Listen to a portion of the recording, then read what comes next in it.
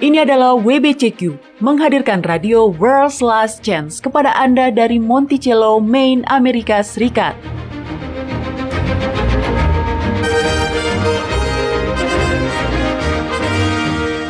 Kerinduan hati dari setiap orang Kristen selama 2000 tahun adalah melihat Sang Juru Selamat kembali dan mendirikan sebuah kerajaan kekal di atas bumi. Peristiwa-peristiwa yang terjadi di dunia mengungkap bahwa hal itu akan segera terjadi. Tetaplah bersama kami untuk belajar cara Anda dapat bersiap secara rohani menghadapi peristiwa-peristiwa akhir zaman.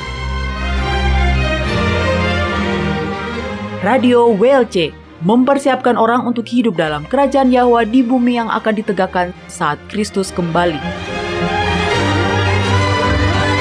Halo, selamat datang di Radio WLC para pendengar. Saya pembawa acara Anda, Mario Nugraha, dan telah bergabung dengan saya tentu saja adalah Doni Alexander yang akan membagikan pada kita lebih banyak kebenaran-kebenaran Alkitab. Ya, terima kasih Mario. Sebagai orang Kristen, kita semua tahu amanat Injil, sebuah tugas dan hak istimewa untuk memberitakan kebenaran kepada dunia. Benar, itu adalah kata-kata terakhir Kristus. Karena itu pergilah, jadikanlah semua bangsa muridku, dan baptislah mereka, dan ajarlah mereka melakukan segala sesuatu yang telah kuperintahkan kepadamu. Dan ketahuilah, aku menyertai kamu senantiasa sampai kepada akhir zaman. Ya, tepat. Ini adalah barisan perintah bagi orang Kristen. Itulah sebabnya kami melakukan apa yang kami lakukan di sini, di WLC, dan itulah juga alasan mengapa orang-orang Kristen di seluruh dunia rela berkorban untuk membagikan kebenaran. Benar. Nah, Doni, apakah Anda pernah mencoba melakukan pencarian di Google mengenai pertumbuhan gereja? Ada banyak strategi di internet tentang bagaimana menumbuhkan gereja Anda, meningkatkan keanggotaan, dan hal-hal semacam itu. Serta artikel-artikel terkait tentang apa yang menyebabkan penurunan keanggotaan. Iya, tentu. Tetapi saya ingin berbagi dengan Anda sebuah pengalaman yang saya miliki yang mengajari saya rahasia kecil yang buruk tentang pertumbuhan gereja. Apa itu? Saya jadi penasaran, Dodi. Oke, waktu itu, saat peralihan dari masa remaja ke dewasa, saya menghadiri sebuah pemakaman bersama dengan orang tua saya. Orang yang telah meninggal itu Pastor Daniel. Dia adalah seorang pelayan yang sudah tua. Dia sudah renta, sangat tua. Usianya lebih dari 90 tahun, Mario.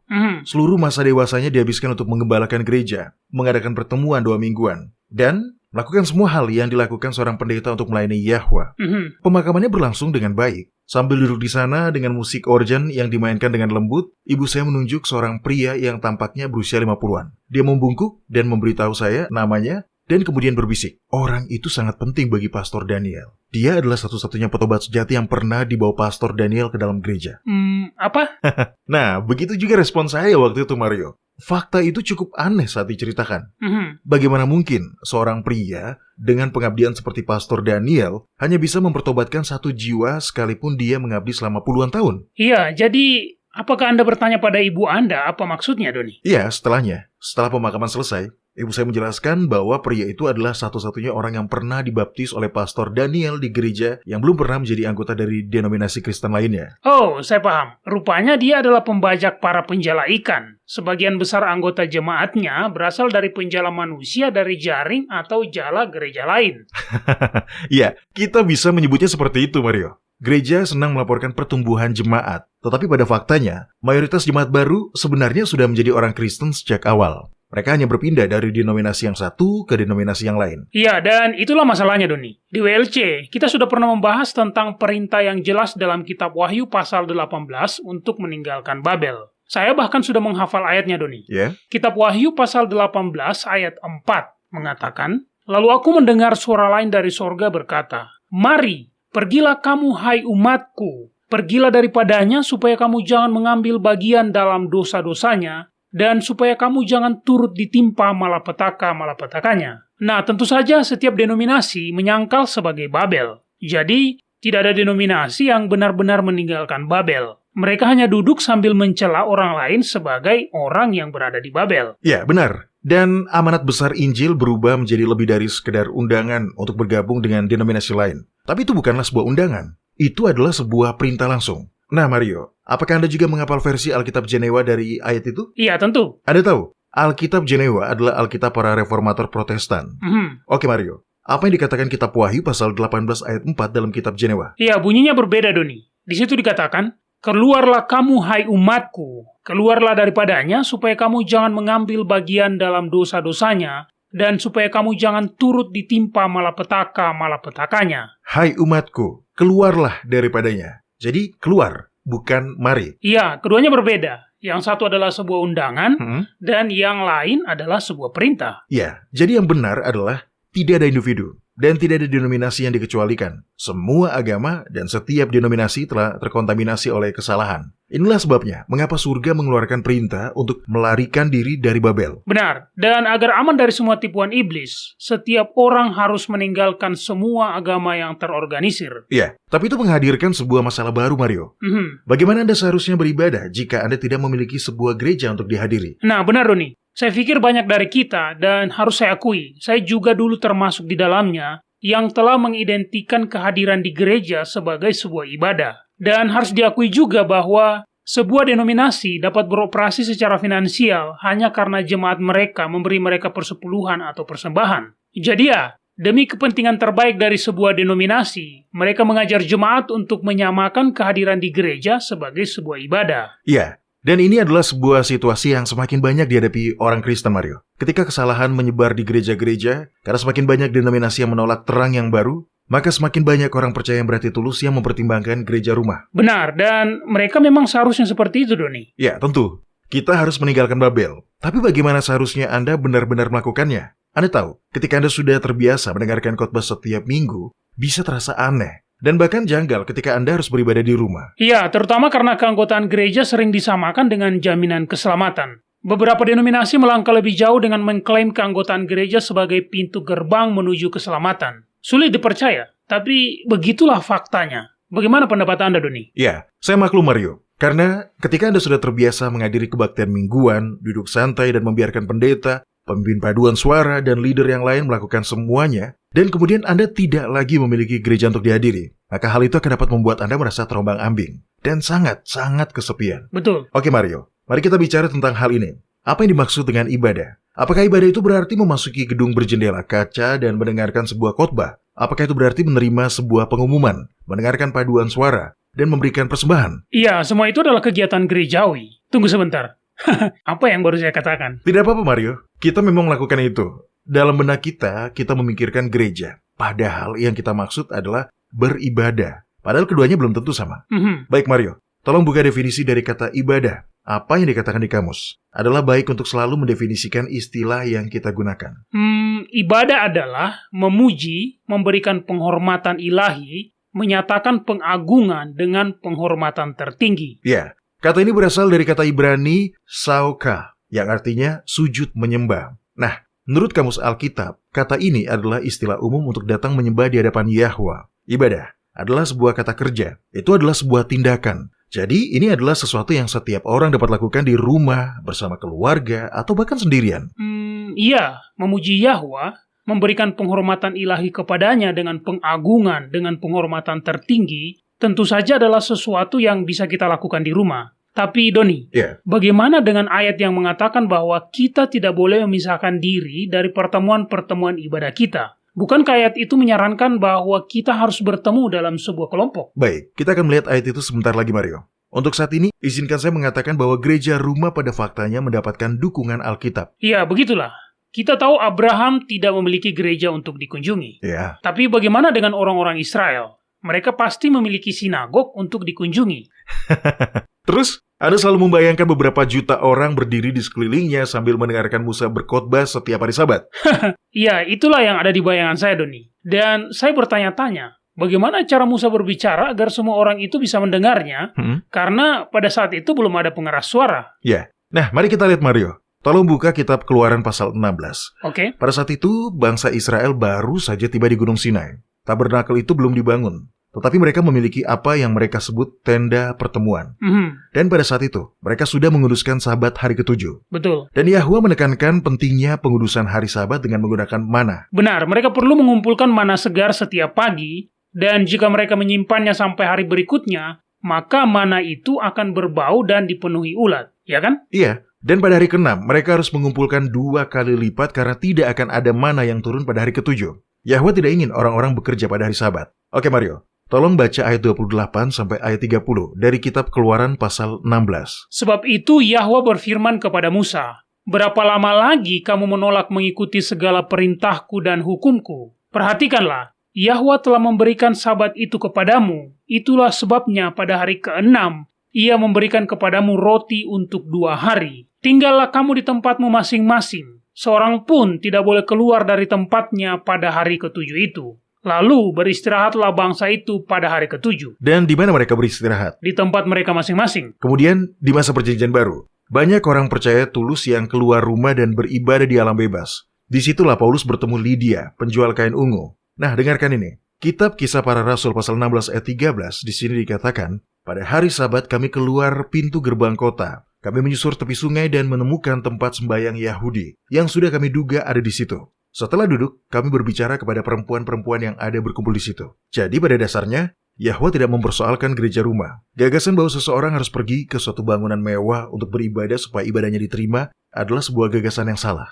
Itu masuk akal. Maksud saya, coba renungkan. Keselamatan selalu bersifat individu. Itu bukan sebuah kegiatan kelompok. Ibadah di rumah benar-benar dapat diterima oleh Yahwa. Ini sebenarnya lebih sesuai dengan semangat ibadah yang sejati. Benar. Oke, Doni. Ya. Mari kita bahas ini lebih jauh. Apa saja yang perlu dilakukan untuk menjadikan sebuah ibadah di rumah menjadi kaya dengan pengalaman rohani? Bagaimana Anda membedakannya dari renungan harian atau ibadah rutin keluarga Anda? Apalagi jika Anda sendirian. Anda tahu, kita mendapatkan beberapa surat yang benar-benar menyayat hati dari para pendengar. Dan banyak orang yang mematuhi perintah untuk meninggalkan Babel dengan terpaksa harus beribadah sendirian. Teman-teman mereka, sesama anggota gereja, keluarga, bahkan pasangan mereka seringkali tidak ingin keluar dari Babel dan bahkan tidak melihat pentingnya keluar dari Babel. Kitab Wahyu pasal 14 ayat 4 menggambarkan sekelompok orang-orang spesial yang mengikuti anak domba itu kemanapun ia pergi. Itu bisa menjadi jalan yang sangat sepi, terutama ketika semua orang yang Anda kenal ingin tetap berada di belakang. Sangat nyaman untuk tetap berada di belakang. Oh iya, beberapa gereja bahkan memiliki bangku-bangku yang empuk. Iya. Anda dapat duduk dengan nyaman. Sangat nyaman, dan tidak pernah menyadari bahwa anak domba itu telah bergerak maju meninggalkan Anda. Tidak, saya tidak berpikir itu terjadi tanpa orang-orang menyadarinya. Yahwa tidak akan pernah meninggalkan siapapun yang dengan tulus ingin mengetahui dan menaati kebenaran. Mereka yang tertinggal adalah orang-orang yang berpegang teguh pada kesalahan. Bahkan ketika kebenaran sudah disampaikan kepada mereka. Oke, itu memang benar, Doni. Tapi jika Anda termasuk orang yang harus berdiri sendiri, Ya. Bagaimana caranya agar hari ibadah Anda menjadi bermakna? Apakah Anda memiliki ide untuk memperoleh berkat hari Sabat yang kaya, sekalipun pada saat Anda sedang sendirian? Iya, tentu saja ada. Saya mengenal seorang perempuan yang sangat kesepian. Bukan hanya keluarganya tidak mau mengikuti terang baru, tetapi mereka juga memberinya waktu yang buruk untuk melakukannya. Pada hari Sabat, dia akan masuk ke mobilnya dan pergi ke sebuah taman. Jika cuacanya bagus, dia akan keluar. Jika tidak, dia akan tinggal di dalam mobilnya. Tetapi jika Anda mudah beradaptasi, maka akan selalu ada cara untuk mendapatkan limpahan berkat hari Sabat, bahkan sekalipun saat Anda sedang sendirian. Misalnya, saya akan memulai dengan sebuah buku doa. Tidak harus berupa buku kosong yang mewah dan mahal. Buku catatan atau aplikasi di ponsel Anda, itu juga bisa digunakan. Intinya, Anda hanya perlu sesuatu di mana Anda dapat menuliskan daftar orang atau situasi yang ingin Anda doakan. Iya, itu akan menyenangkan. Dan para pendengar, seperti yang telah kita bicarakan sebelumnya dalam program kita tentang doa, bahwa doa itu harus dibuat sangat spesifik. Doa khusus akan mendapat jawaban khusus. Ya, dan Anda juga bisa mendoakannya selama seminggu. Kemudian pada hari Sabat, tinjau kembali daftar Anda. Tuliskan jawaban atas doa yang Anda terima selama seminggu. Lakukan review pada doa-doa Anda seperti ini akan benar-benar meningkatkan iman Anda. Kita semua sangat pandai dalam memanjatkan doa permintaan dengan cepat. Tetapi berapa banyak dari kita yang meluangkan waktu untuk benar-benar berdoa dengan sungguh-sungguh dan khusus. Kemudian menunggu jawabannya. Seperti yang saya katakan, tindakan seperti ini adalah sebuah pembangun iman yang hebat. Iya, salah satu manfaat yang saya lihat dari beribadah sendirian adalah Anda tidak terikat oleh kepentingan orang lain atau bahkan pada keterbatasan pemahaman mereka. Jika hanya Anda dan Yahwa, maka Anda dapat mengikuti kemana rohnya memimpin dan Anda dapat menggali kitab suci sesuai dengan kecepatan Anda sendiri. Ya, tepat Mario. Anda bisa mendapatkan kebenaran langsung dari Yahwa untuk diri Anda sendiri. Anda tidak harus melalui saluran pihak ketiga. Saya merasa terbantu ketika mempelajari kitab suci dengan bertanya pada diri sendiri. 3 pertanyaan ini. Yang pertama, apa yang diungkapkan perikop ini tentang Yahwa? Apa yang dikatakan tentang karakternya, kepribadiannya, dan kasihnya? Yang kedua, apa yang diungkapkan bagian ini tentang diri saya? Apa yang ada di dalam relung hati saya? Apa yang Yahwa harapkan dari saya? Dan akhirnya, yang ketiga, apa yang diungkapkan perikop ini tentang kehendak Yahwa bagi hidup saya? Mario dan para pendengar, saat Anda melakukan refleksi seperti ini, kondisikan ritmenya. Jangan melebihi kecepatan pemahaman Anda. Dan karena Yahwa sendiri yang mengajari Anda, maka Anda akan kagum dengan apa yang Anda akan pelajari. Anda tidak perlu gelar doktor teologi. Alkitab ditulis untuk orang-orang biasa. Jadi penafsiran orang-orang biasa, di bawah arahan roh Yahwa, akan lebih dekat dengan apa yang dimaksud dibanding dengan wacana panjang dari para sarjana Alkitab. Iya, saya suka fakta itu. Satu hal yang selalu saya hargai pada hari Sabat, baik sendirian maupun saat bersama keluarga atau dalam kelompok, adalah dengan menghabiskan waktu di alam bebas. Selalu ada sesuatu di dalam suasana alami yang menarik hati kepada Yahwa. Iya, benar Mario. Bahkan sekalipun jika kita hanya berada di sudut sebuah taman kota yang tenang, itu masih tetap dapat menarik hati kita kepada Yahwa. Baik, para pendengar, kita akan istirahat dulu sejenak. Saat kami kembali nanti, kita akan membahas tentang bagaimana memiliki ibadah yang bermakna saat Anda bisa melakukan ibadah bersama dengan keluarga Anda. Kami akan segera kembali.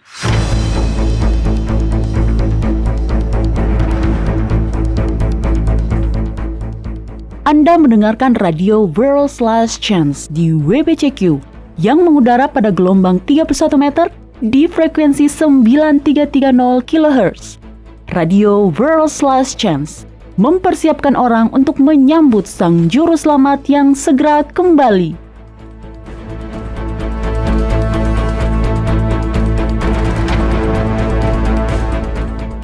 Pernahkah Anda bertanya-tanya seperti apakah Sang Juru Selamat itu sebagai pribadi? Ya, kita semua tahu bahwa dia telah dengan sempurna memelihara hukum Yahwa.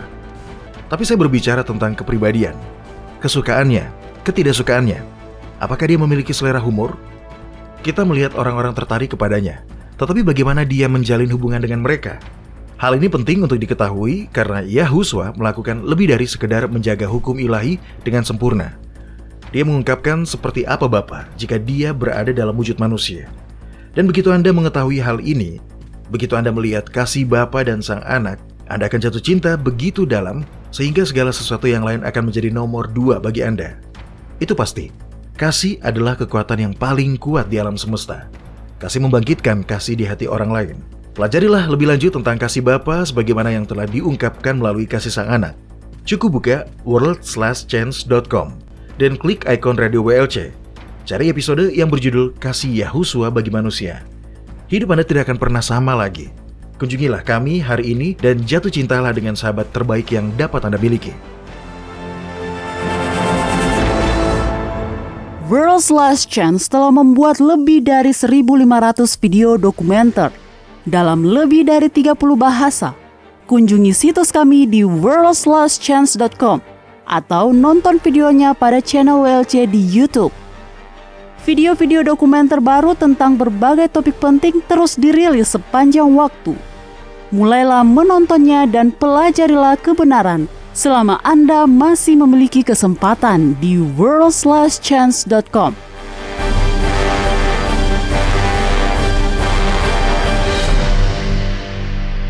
Baik Doni, Ya. tadi kita telah berbicara tentang cara-cara yang dapat dilakukan oleh seseorang untuk mendapatkan berkat yang bermakna dari hari Sabat. Lalu bagaimana dalam tingkatan keluarga Doni? Level ini sebenarnya bisa lebih menantang karena selain dari pasangan Anda tentunya, maka biasanya dalam keluarga Anda akan mendapati jarak rentang usia dengan tingkat pemahaman yang berbeda-beda. Iya benar, itu bisa terjadi. Dan saya pikir itulah salah satu alasan mengapa banyak dari para orang tua yang ragu-ragu untuk mengambil dan membuat langkah terakhir itu dan berkomitmen untuk sepenuhnya keluar dari Babel. Tapi mari kita akui, begitulah faktanya. Lebih mudah untuk menyuruh anak-anak ke sekolah minggu atau sekolah Sabat dan membiarkan orang-orang dewasa lain menangani pengajaran mereka tentang Alkitab. Sementara Anda duduk dan menikmati pelajaran yang diperuntukkan bagi orang dewasa. Benar, dan bahkan sekalipun Anda sendiri adalah seorang pemimpin pujian, Anda pasti menyadari bahwa adalah cukup sulit untuk memfokuskan minat anak-anak, baik yang berusia 4 tahun, 10 tahun, maupun yang berusia 12 tahun, Doni. Ya, begitulah yang sering terjadi. Tetapi kita harus selalu ingat bahwa Yahwa memiliki berkat khusus bagi mereka yang melakukan kehendak-Nya. Dan itu adalah bukan berkat yang diberikan sebagai upah atas ketaatan Anda. itu diberikan karena Dia adalah Sang Pencipta kita. Dia yang paling mengenal kita. Dia tahu kebutuhan kita. Jadi ketika kita berusaha mengatur hidup kita agar hidup dalam ketaatan pada kehendak-Nya, maka kita sebenarnya sedang melakukan hal yang akan memberi kita sukacita. Iya, itu benar. Dan itu sangat bagus, Doni. Gereja rumah bisa dijalankan secara sederhana. Bisa juga lebih kompleks. Ya, itu tergantung pada Anda. Dan hal yang menyenangkan tentang gereja rumah adalah Anda dapat memodifikasinya untuk memenuhi kebutuhan pribadi keluarga Anda. Anda dapat melakukannya saat bayi Anda sedang tertidur, atau dengan cara yang lain. Ya, terserah. Dari jam 9 pagi sampai jam 12 malam, Anda bisa melakukannya. Semua waktu-waktu itu sama. Tidak ada yang lebih suci dari yang lain. Itu benar. Saya pikir kita cenderung memegang ide yang sangat sempit tentang hal ini. Kita merasa ibadah sejati adalah yang diiringi dengan musik piano, ada paduan suara, dan dilakukan dalam gedung berjendela kaca. Jadi entah bagaimana kita merasa bahwa elemen-elemen itu diperlukan, tetapi sebenarnya tidak, ya kan? Ya, ibadah yang benar berbicara tentang persekutuan jiwa secara individu dengan Yahwa. Dan ya, salah satu cara terbaik untuk melakukannya adalah dengan bernyanyi. Menyanyikan pujian bagi Yahwa dapat memiliki dampak yang besar pada jiwa Anda sama halnya dengan berdoa. Benar. Dan ada banyak cara untuk melakukannya. Jika keluarga Anda adalah keluarga musikal, maka gunakanlah beberapa buku nyanyian pujian. Salah satu orang memainkan musik dan yang lainnya bernyanyi. Nah, jika Anda tidak bisa melakukannya dengan cara itu, maka Anda dapat bernyanyi bersama sambil diiringi rekaman musik. Iya, atau akapela. Iya, tentu. Umat Yahwa telah menyanyikan pujian baginya selama ribuan tahun, dan itu tidak selalu diiringi dengan musik-musik instrumen. Tetapi gunakanlah musik di dalam kegiatan ibadah Anda jika memungkinkan. Seperti yang sudah saya katakan, musik dapat menarik hati kepada Yahwa, sama seperti yang dialami oleh beberapa orang. Kemudian, hal lain yang penting untuk dilakukan adalah menyampaikan kebenaran indah tentang keselamatan dengan cara yang sederhana dan mudah dimengerti kepada anak-anak yang lebih kecil. Dengan melakukannya, maka Anda sedang meletakkan fondasi yang akan bertahan sepanjang hidup mereka. Benar, Doni. Kitab Amsal pasal 22 ayat 6. Didiklah anak muda menurut jalan yang patut baginya, maka pada masa tuanya pun dia tidak akan menyimpang daripada jalan itu. Iya, tepat. Dan salah satu hal yang indah tentang kitab suci adalah bahwa di dalamnya terdapat banyak tingkatan. Seorang anak kecil yang belajar Alkitab untuk pertama kalinya akan terpesona saat mendengar dan mengetahui bahwa Yahuswa menyambut anak-anak kecil. Orang-orang yang lebih tua akan melihat dalam pelajaran yang sama. Sebuah simbol tentang betapa besarnya kasih Bapa saat Dia menyambut orang-orang berdosa. Benar. Mario dan para pendengar, itulah mengapa adalah baik untuk mengulang kembali pelajaran-pelajaran dalam kitab suci. Anda akan mendapatkan pengetahuan baru saat Anda mengulangi pembelajaran yang sama. Betul. Oke, apa yang disukai anak-anak Anda, Mario? Apa yang Anda lakukan untuk membuat hari Sabat menjadi hari yang istimewa di rumah Anda? Nah, anak-anak kami saat ini sedang berada pada usia di mana mereka begitu menyukai kuis-kuis Alkitab, Doni. Dan ini adalah cara yang baik untuk membantu mereka mengingat pelajaran dalam kitab suci. Mereka menjadi sedikit kompetitif, tapi itu menyenangkan dan mereka benar-benar belajar. Dan jika mereka tidak tahu apa jawabannya, maka kami akan memberi mereka ayat-ayat Alkitab yang berisi jawaban dari kuis itu. Anak pertama yang menemukan dan membaca ayat itu akan memenangkan poin untuk pertanyaan itu. Iya, benar. Itu juga adalah sebuah cara yang baik untuk mempelajari kitab-kitab dalam Alkitab. Oh ya, karena tentu Anda tidak dapat mencari jawaban dengan cepat jika Anda tidak tahu di mana posisi kitab tersebut di dalam Alkitab. Tapi sekarang, anak saya yang paling kecil pun sudah menghafal nama-nama kitab di dalam Alkitab secara berurutan. Wow, lalu di mana Anda mendapatkan kuis-kuis Alkitab, Mario? Apakah Anda membuatnya sendiri? Iya, ada yang kami buat sendiri, tapi ada juga buku-buku kuis yang bisa Anda gunakan. Dan Anda bisa mencarinya secara online. Cukup ketikkan di Google, pertanyaan kuis Alkitab, atau kuis Alkitab untuk anak-anak. Iya, kata-kata yang mirip seperti itu, Doni. Intinya adalah untuk mengajarkan kepada mereka kitab suci dengan cara yang menyenangkan bagi mereka, yang mereka bisa nikmati, dan yang memudahkan mereka untuk mempelajari Alkitab. Wow, itu keren. Satu hal yang kami lakukan adalah, setiap minggu, anak-anak kami akan mendapat ayat-ayat kitab suci untuk dihafal. Nah, sudah pasti, anak-anak yang lebih kecil akan mendapat ayat hafalan yang lebih pendek. Tapi kegiatan ini membuat mereka menghafal ayat-ayat Alkitab. Iya, firman Yahwa menjadi tersimpan di dalam hati mereka. Dan itu bisa dimulai saat mereka masih kecil. Saya tahu, untuk diri saya sendiri, ayat-ayat hafalan yang saya pelajari di masa kecil adalah yang paling bisa saya ingat. Benar, Doni. Satu hal yang sangat kami nikmati adalah ayat-ayat Alkitab yang dijadikan musik atau lagu. Ada buku nyanyian yang khusus berisi janji-janji Alkitab yang sudah dijadikan lagu. Itu membuat pembelajaran menjadi lebih mudah. Dan faktanya, begitulah bentuk kitab Mazmur yang sebenarnya, Doni. Kitab Mazmur itu adalah kumpulan lagu-lagu yang dinyanyikan oleh orang Israel. Iya, betul Mario. Itu ide yang bagus. Kita memang menjadi lebih mudah menghafal ayat-ayat yang telah dijadikan lagu. kita jadi lebih mudah mengingatnya. Hal lain yang benar-benar dapat memperkaya pengalaman bergereja rumah bagi setiap anggota keluarga adalah dengan meminta masing-masing anggota, jika memungkinkan, untuk berpartisipasi atau menyumbangkan sesuatu. Ibu bisa tampil membawakan pengajaran dari Alkitab pada hari Sabat. Ayah bisa berbagi tentang kondisi alam dan mengaitkan hal itu dengan kasih Sang Pencipta. Anak-anak dapat melafalkan ayat-ayat Alkitab yang telah mereka hafal minggu itu, atau membagikan sesuatu yang telah mereka pelajari, atau berkat yang telah mereka terima. Intinya, setiap orang mendapat bagian, dan itu akan semakin menambah berkat yang diterima setiap orang. Iya, dan Anda tahu, buku doa yang digunakan oleh seseorang yang beribadah sendirian, yang Anda sudah sebutkan sebelumnya, itu juga baik digunakan dalam ibadah bersama dalam keluarga. Itu akan menjadi cara yang bagus untuk membantu anak-anak melihat bahwa Yahwa menjawab doa-doa mereka. Ya, kita semua perlu memperhatikan buku-buku doa kita. Oke, sebagai tambahan, jika Anda tinggal di tempat yang cuacanya bagus, keluarlah ke alam bebas. Berjalan-jalanlah di alam. Sabat adalah waktu untuk bersenang-senang dalam kebaikan dan berkat Yahwa. Waktu untuk mendekat kepadanya, untuk membenamkan diri dalam firman-Nya. Nah, jika Anda memiliki anak, berkreasilah dengan cara Anda merayakan Sabat. Tunjukkanlah kepada mereka bahwa hari Sabat adalah puncak dari sebuah minggu. Iya, itu bagus, Doni. Oke, lantas bagaimana dengan orang-orang yang beribadah di rumah? Dan ada beberapa kelompok keluarga lain yang dapat bergabung dan melakukan ibadah bersama. Adakah saran untuk situasi seperti itu? Akan ada pro dan kontra saat sekelompok keluarga yang berbeda memutuskan untuk beribadah bersama. Di satu sisi, akan ada lebih banyak orang yang dapat mengambil tanggung jawab. Namun hal yang perlu Anda waspadai adalah agar kegiatan seperti ini tidak berubah menjadi rutinitas Sabat yang kaku dan formal, yang pada akhirnya akan membuat orang-orang menjadi tertekan. Apa maksud Anda, Doni? Misalnya, kegiatan makan bersama. Biasanya ketika Anda bertemu dengan beberapa kelompok keluarga, Anda akan melakukan makan bersama. Ini tentu saja bisa juga menjadi sebuah berkat yang luar biasa. Tetapi jika kegiatan seperti itu menimbulkan pekerjaan yang lebih banyak, baik sebelum dan sesudahnya, hingga menjadi penyebab stres, maka itu menjadi tidak sepadan. Apapun yang mencuri berkat hari Sabat Anda tidak seharusnya dilakukan. Ya, itu sangat benar, Doni. Saya ingat beberapa tahun yang lalu, keluarga kami menghadiri sebuah gereja yang mengadakan persekutuan makan setiap minggu. Kegiatan makan bersama ini membutuhkan banyak pekerjaan dalam persiapannya, dan apa yang tidak saya sadari waktu itu adalah, ternyata kegiatan itu telah membebani dan membuat istri saya kelelahan. Saya mencoba membantu, tetapi saya harus jujur, masakan saya tidak enak. Siapa yang mau makan?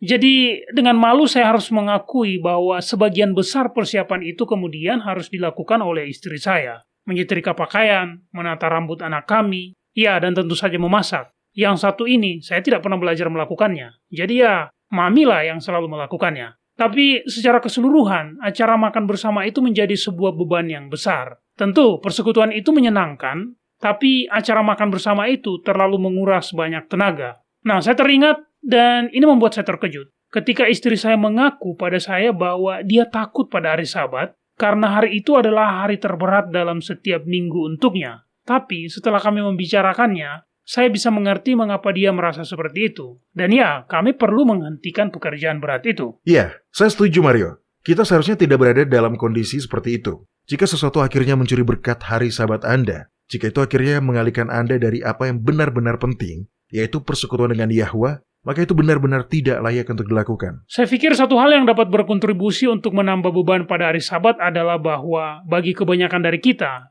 semua tumbuh dengan pergi ke gereja pada hari itu.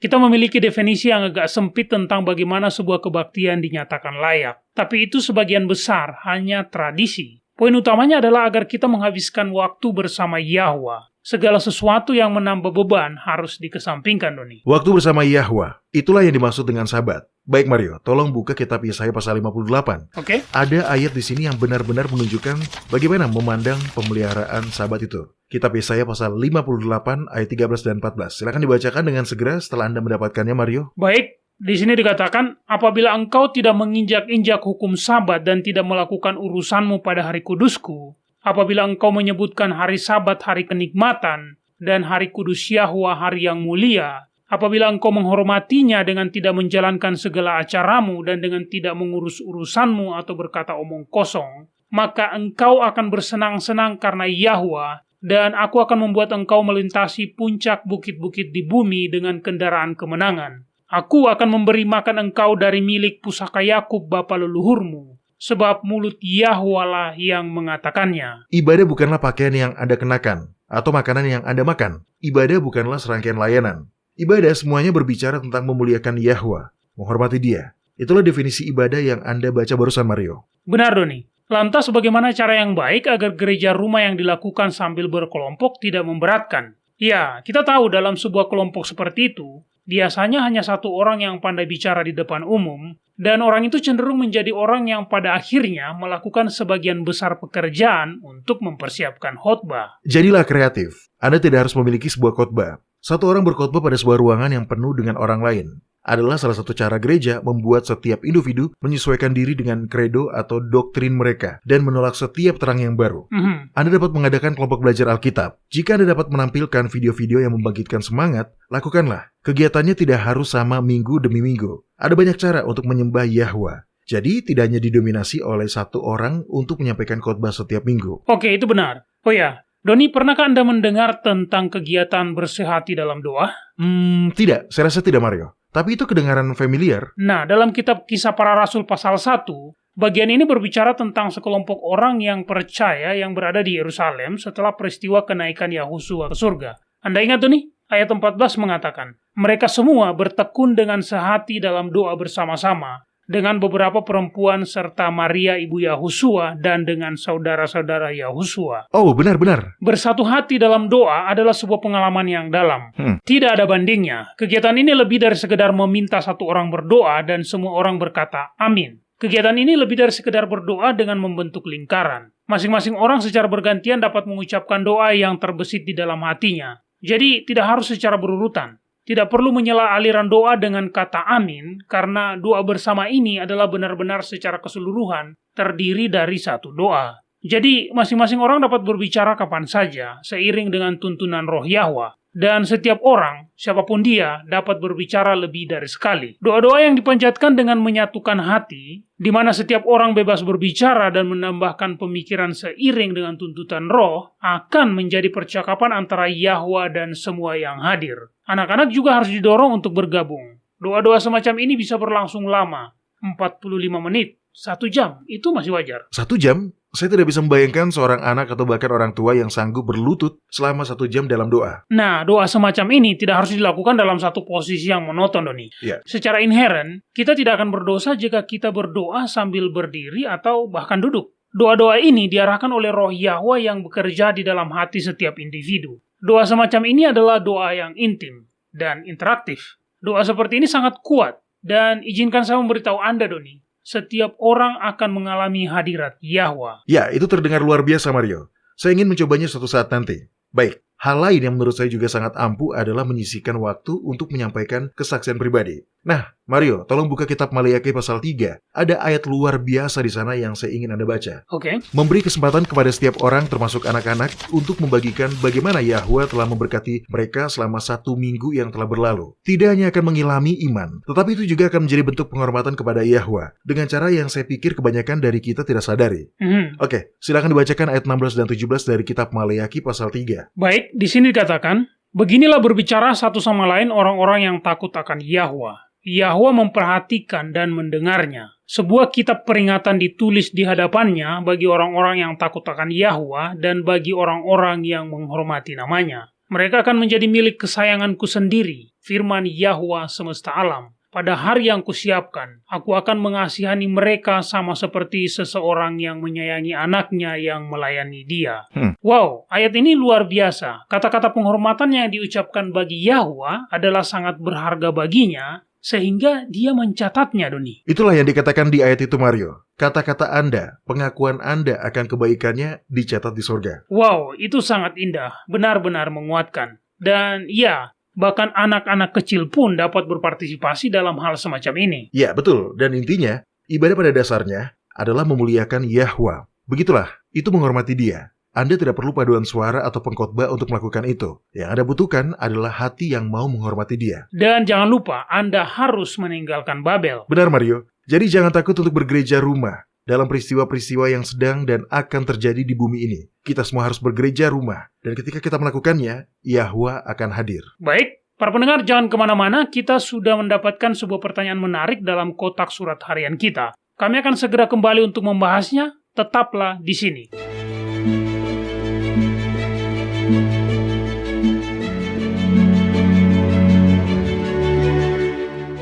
Anda mendengarkan radio World's Last Chance di WBCQ yang mengudara pada gelombang 31 meter di frekuensi 9330 kHz.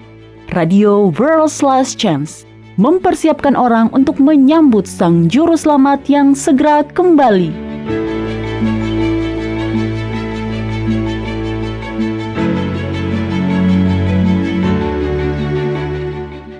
Yahwa tahu bahwa setan akan melakukan upaya terbaik untuk menyembunyikan kebenaran dari orang-orang di dunia ini. Kabar baiknya adalah, pada setiap kebohongan iblis, pada setiap upaya pembelokan kebenaran, dan pada setiap jebakan yang menipu, Yahwa memberikan sinar terangnya untuk mengungkapkan kebenaran surga. Dan kebenaran yang Yahwa curahkan semakin meningkat. World's Last Chance berkomitmen untuk membagikan kebenaran yang telah diberikan kepada dunia. Kami memiliki artikel-artikel, video-video, dan program-program radio yang mengulas banyak topik yang berbeda. Semuanya mengungkapkan dengan cara yang unik, kasih Yahwa untuk Anda. Kami menyediakan pembelajaran Alkitab yang dikelompokkan sesuai dengan topiknya. Dan kami juga menyediakan berbagai perlengkapan untuk bersaksi. Tapi kami membutuhkan rekan kerja. Kami membutuhkan Anda. Lebih khusus lagi, Yahwa membutuhkan Anda. Masing-masing dari Anda memiliki lingkaran pengaruh Anda sendiri. Orang-orang yang Anda kenal, orang-orang yang Anda lihat sehari-hari, mereka juga perlu mengetahui kebenaran. Kunjungi worldslastchance.com dan pelajarilah perkembangan kebenaran yang terbaru. Kemudian, bagikanlah apa yang telah Anda pelajari dengan orang lain. Yahuswa akan segera kembali. Tidak banyak waktu yang tersisa. Anda tidak harus kaya atau terkenal. Anda tidak harus memiliki gelar universitas. Yang Anda butuhkan hanyalah kecintaan pada kebenaran dan keinginan untuk bekerja bagi Yahwa. Dia akan memberi Anda kesempatan untuk bekerja baginya. Dan izinkan saya memberitahu Anda, tidak ada hal yang lebih memuaskan di dalam kehidupan ini yang melebihi kepuasan yang dirasakan karena bekerja bagi Yahwa.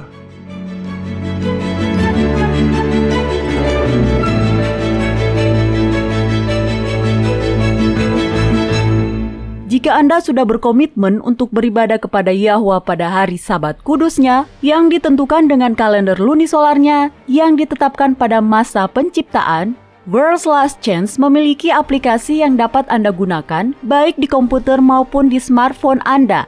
Aplikasi kalender lunisolar WLC telah dirancang untuk memenuhi kebutuhan para pemelihara Sabat lunar di seluruh dunia. Kunjungilah website kami di worldslastchance.com dan mulailah menggunakannya hari ini. Anda dapat mengaksesnya secara online dan mengunduhnya ke perangkat Anda atau bahkan memasangnya di website Anda sendiri. Aplikasi kalender lunisolar WLC adalah sebuah bahan yang sangat baik bagi semua orang yang berkomitmen untuk menghormati hari-hari raya Yahwa.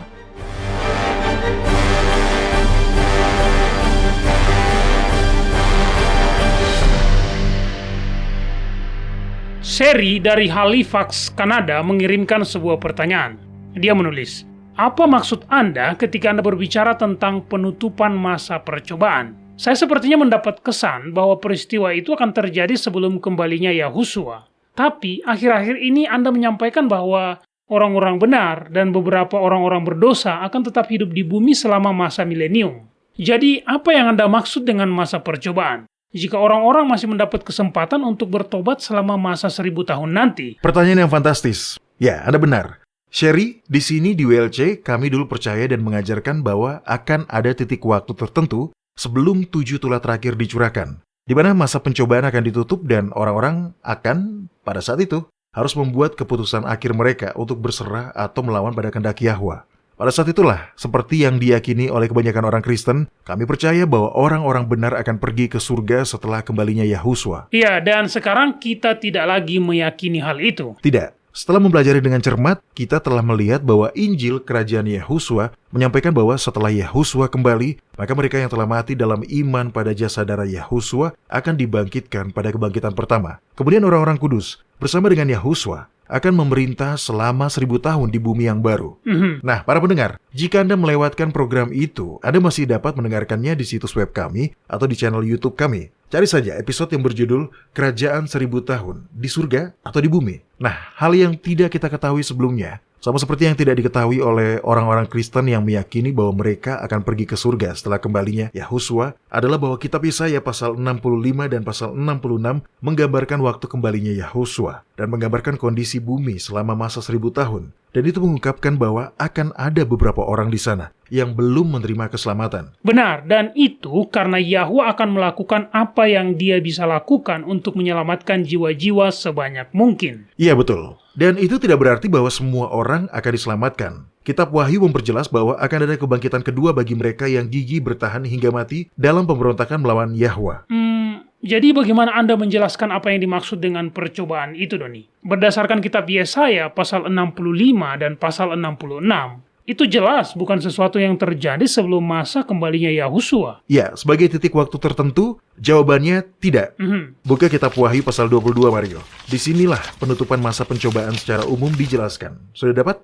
Oke, tolong baca ayat 11. Barang siapa yang berbuat jahat, biarlah ia terus berbuat jahat. Barang siapa yang cemar, biarlah ia terus cemar. Dan barang siapa yang benar, biarlah ia terus berbuat kebenaran. Barang siapa yang kudus, biarlah ia terus menguduskan dirinya. Ini bukan masa sebelum kembalinya Yahusua, sebagaimana yang sebelumnya kita yakini. Karena menurut studi yang seksama pada kitab Yesaya, kita sekarang tahu bahwa selama masa 1000 tahun masih akan ada orang-orang hidup yang pada awalnya belum menerima keselamatan, namun akhirnya akan diselamatkan. Jadi artinya ketika masa 1000 tahun itu dimulai, mereka belum menerima keselamatan. Ya, benar Mario. Jadi apakah masa percobaan seseorang ditutup sebelum Yahusua kembali, Doni? Tentu saja, mereka yang diselamatkan dan hidup untuk melihat kembalinya Yahusua akan menutup masa pencobaan mereka sendiri dengan secara sadar memilih untuk menerima karunia keselamatan tersebut.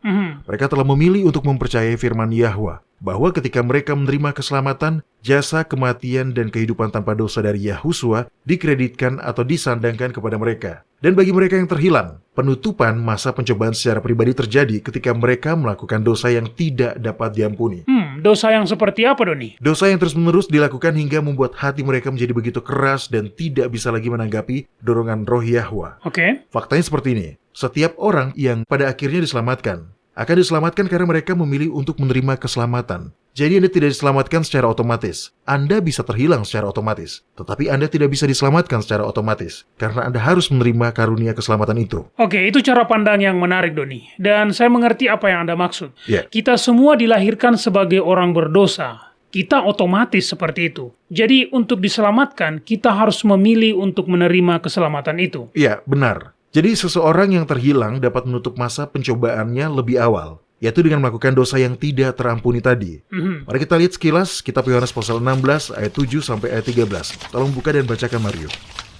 Baik, namun benar yang kukatakan ini kepadamu adalah lebih berguna bagi kamu jika aku pergi, sebab jikalau aku tidak pergi, penghibur itu tidak akan datang kepadamu. Tetapi jikalau aku pergi, aku akan mengutus dia kepadamu. Dan kalau ia datang, ia akan menginsafkan dunia akan dosa, kebenaran, dan penghakiman. Akan dosa karena mereka tetap tidak percaya kepadaku. Akan kebenaran karena aku pergi kepada Bapa dan kamu tidak melihat aku lagi. Akan penghakiman karena penguasa dunia ini telah dihukum. Masih banyak hal yang harus kukatakan kepadamu, tetapi sekarang kamu belum dapat menanggungnya. Tetapi apabila ia datang, yaitu roh kebenaran, ia akan memimpin kamu ke dalam seluruh kebenaran, sebab ia tidak akan berkata-kata dari dirinya sendiri, tetapi segala sesuatu yang didengarnya itulah yang akan dikatakannya, dan ia akan memberitakan kepadamu hal-hal yang akan datang. Penghibur atau roh kebenaran adalah roh Yahwa sendiri. Pekerjaannya adalah untuk mengajarkan kebenaran dan menginsapkan hati akan dosa, sehingga individu tersebut dapat berbalik kepada Yahwa dan memperoleh keselamatan. Tetapi jika seseorang memutuskan, misalnya dengan berkata, "Tidak, saya tidak ingin berserah diri.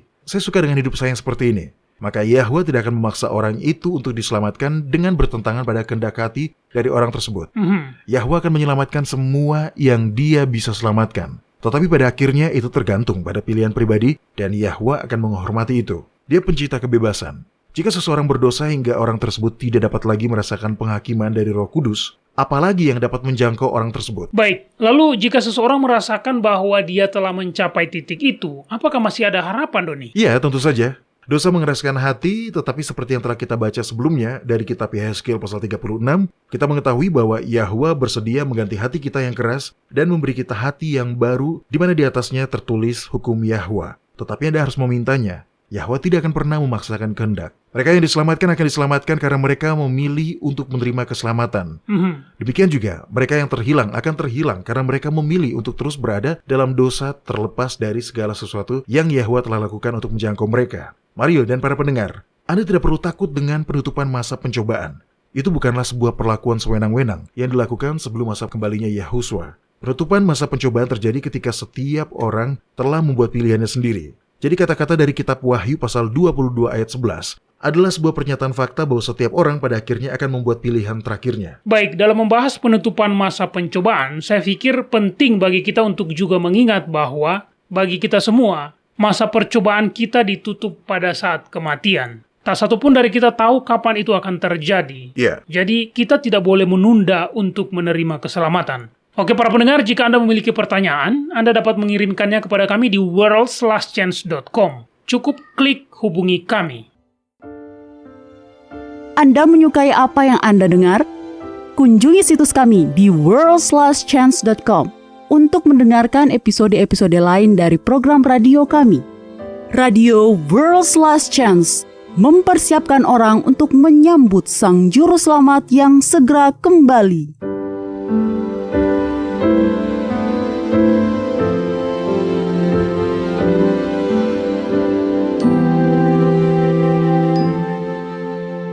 Halo, ini adalah janji harian Anda dari Firman Yahwa. Tanggal 15 April 2013 adalah hari yang telah dinanti-nantikan dan dipersiapkan oleh Meghan McClory selama berbulan-bulan.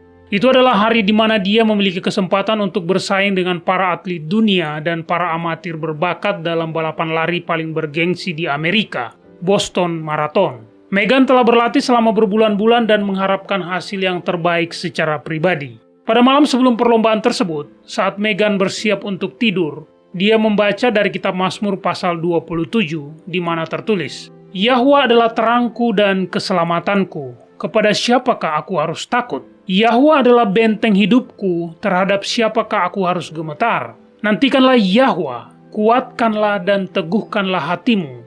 Ya, nantikanlah Yahwa. Sungguh sebuah bacaan yang sempurna untuk mengatasi kegugupan sebelum balapan. Begitulah pikirannya. Dan kemudian Meghan segera tertidur lelap. Keesokan paginya, Meghan berhasil sampai di lokasi pertandingan tepat waktu, dan dia menemukan tempat di tanah berumput untuk menunggu 2 jam sebelum memulai balapan. Kemudian, ada seorang asing yang berjalan di belakangnya. Dia berlutut di rumput dan meletakkan tangan di bahu Meghan.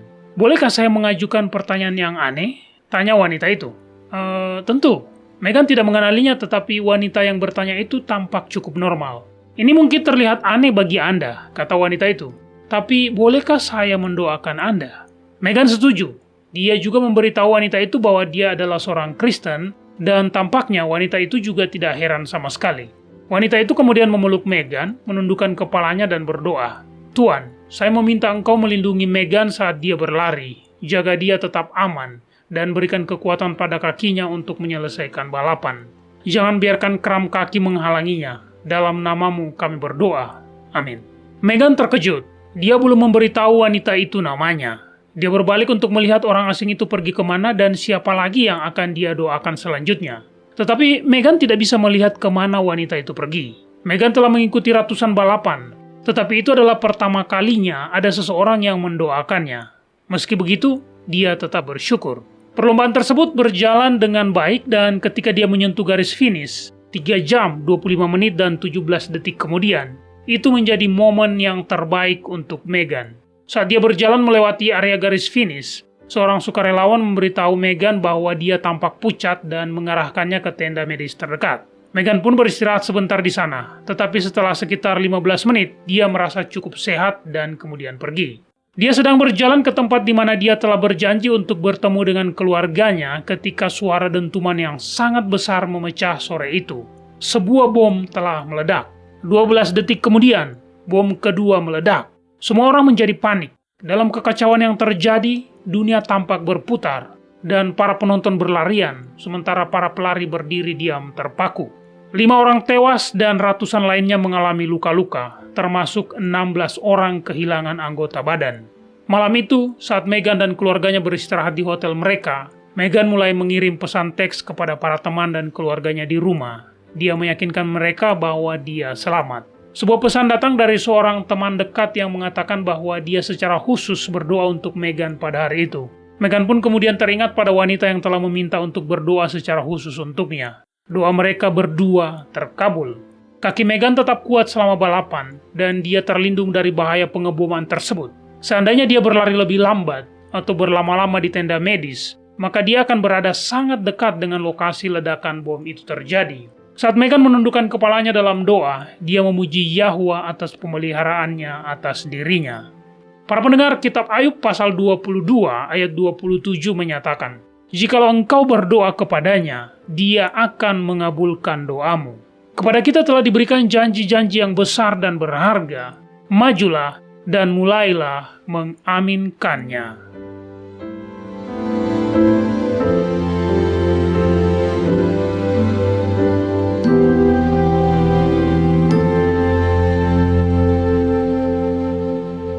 World's Last Chance berdedikasi untuk mempersiapkan orang menyambut Sang Juru Selamat yang segera kembali.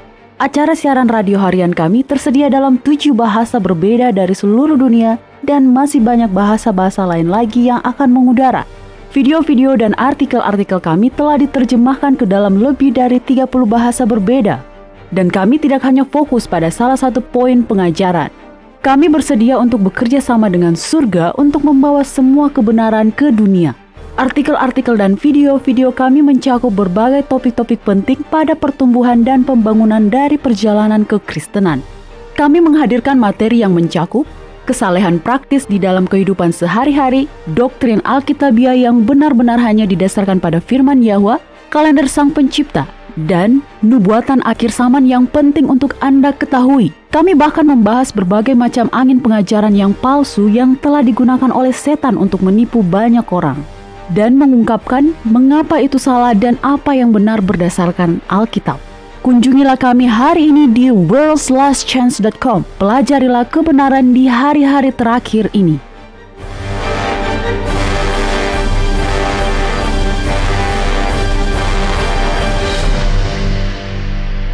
Baik, Doni dan para pendengar, Ya. saya tahu kita hampir kehabisan waktu, tetapi sebelum kita mengakhiri episode ini, saya ingin kembali ke kitab Ibrani pasal 10 ayat 24-25. Di sini dikatakan, "Dan marilah kita saling memperhatikan supaya kita saling mendorong dalam kasih dan dalam pekerjaan baik. Janganlah kita menjauhkan diri dari pertemuan-pertemuan ibadah kita seperti yang dibiasakan oleh beberapa orang, tetapi marilah kita saling menasehati dan semakin giat melakukannya menjelang hari Tuhan yang mendekat." Nah, pertanyaan yang timbul dalam pikiran saya adalah, bagaimana Anda mendamaikan ayat-ayat ini dengan kitab Wahyu pasal 18 yang memerintahkan kita untuk melarikan diri dari Babel, Doni? Tidak ada kontradiksi antar keduanya, Mario. Jika Anda memiliki kesempatan yang istimewa untuk menikmati persekutuan orang-orang percaya yang berpikiran sama, itu luar biasa. Ini benar-benar berkat yang nyata, dan ini bisa menjadi hubungan yang menguatkan dan menumbuhkan iman di mana Anda saling mendukung dalam iman. Jadi jika Anda bisa berkumpul di hari Sabat, itu bagus. Jika tidak, Anda dapat melakukannya pada setiap hari bulan baru. Tetapi jika Anda tidak dapat melakukan keduanya, maka jangan biarkan setan membebani Anda dengan rasa bersalah. Seperti yang kami katakan sebelumnya, mengikuti sang anak domba kemanapun dia memimpin bisa menjadi sebuah perjalanan yang sangat sepi. Anda sendirian tanpa ada seorang pun yang menemani. Ya, kondisi seperti itu benar-benar bisa terjadi, dan bagi banyak orang memang begitulah yang terjadi. Bapak tidak akan menahan berkatnya hanya karena Anda tidak memiliki seseorang untuk menjadi teman persekutuan Anda dalam peribadatan. Yakinlah bahwa jika Anda menemukan diri Anda benar-benar sendirian, pujian dan penyembahan Anda sama berharganya bagi Bapa, seolah-olah Anda lah satu-satunya orang yang kepadanya Bapa memberikan putranya.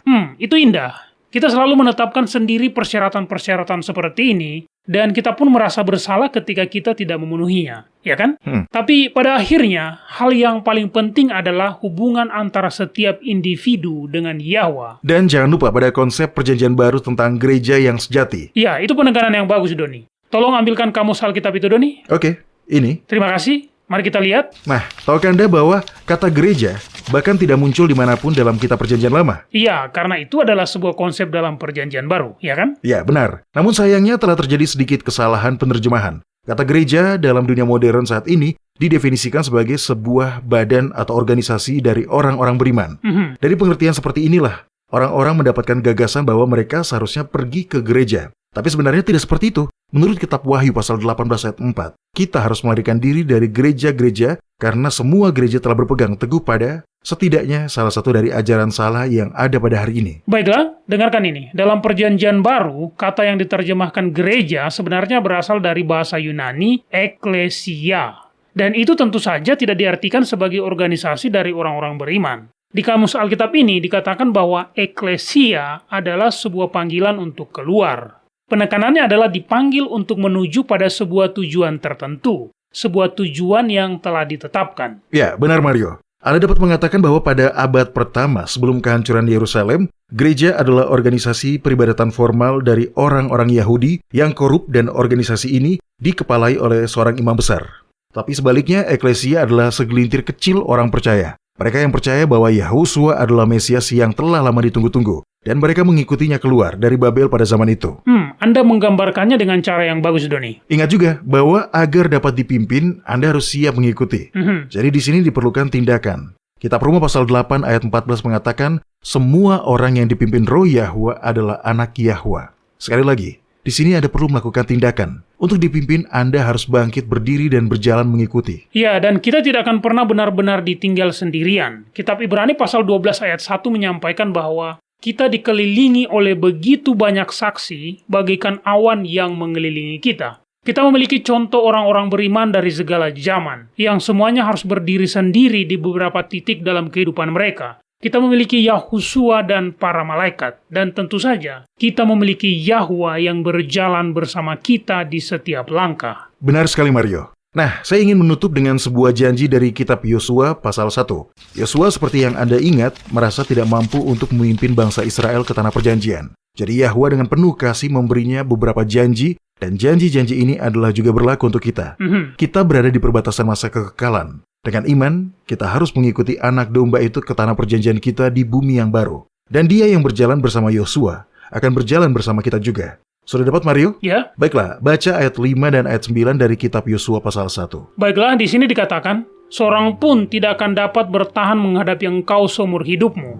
Seperti aku menyertai Musa, demikianlah aku akan menyertai engkau. Aku tidak akan membiarkan engkau dan tidak akan meninggalkan engkau. Bukankah telah kuperintahkan kepadamu, kuatkanlah dan teguhkanlah hatimu. Janganlah kecut dan tawar hati, sebab Yahwa Elohimmu menyertai engkau, kemanapun engkau pergi. Janji itu adalah untuk kita.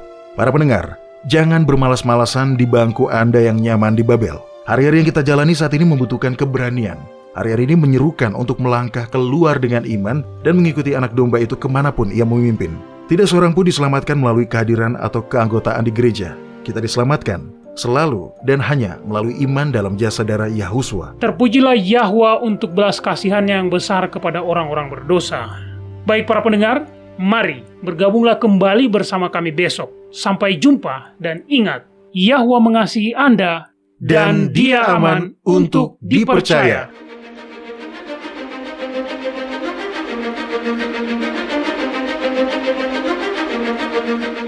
Anda baru saja mendengarkan radio WLC.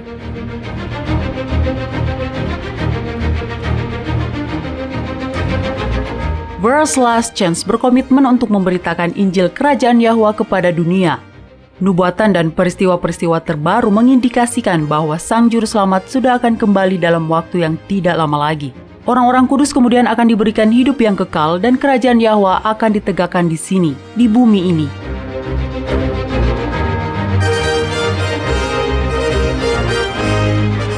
Tidak ada waktu yang bisa disia-siakan. Terimalah anugerah keselamatan hari ini dan izinkan Yahwa menyelimuti Anda dengan kebenaran Kristus.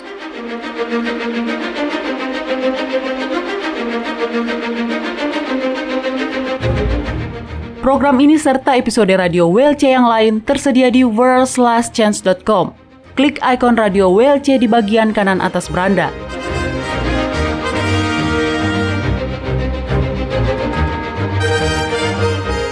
Bergabunglah kembali bersama kami besok untuk menerima berbagai pesan kebenaran lain di WBCQ yang mengudara pada gelombang 31 meter di frekuensi 9330 kHz.